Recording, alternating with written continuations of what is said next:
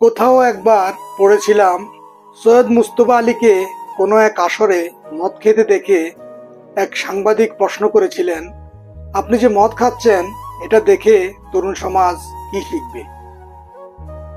উত্তরে সৈয়দ মুজতবা আলী মদের গ্লাসে চুমুক দিয়ে বলেছিলেন, তোমার তরুণ সমাজকে বলে দিও, মদ খাওয়ার আগে আমি পৃথিবীর 23টি ভাষা রপ্ত করেছি। উনাকে নিয়ে আরেক মজার ঘটনা আছে। সৈয়দ মুজতবা আলী তখন বেশ বিখ্যাত লেখক। প্রতিদিনই তার দর্শন লাভ করতে ভক্তরা বাসায় এসে হাজির হয়। একদিন এক ভক্ত মুজতবা আলীর কাছে জানতে চাইলেন তিনি কোন বই কি অবস্থায় লিখেছেন। মুজতবা আলী যতই এড়িয়ে যেতে চান ততই তিনি নাছোড়বান্দা।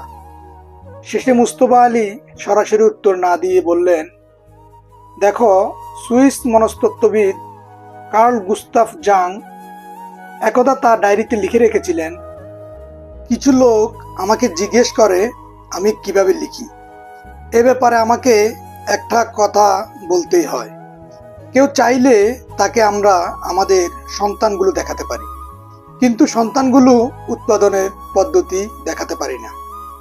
এমনই হাস্যরসে পরিপূর্ণ ছিল এই মানুষটি। তার লেখা দেশে বিদেশে পড়েছি 5 বার। কাবুল কান্দাহারে হারিয়েছি প্রতিবার।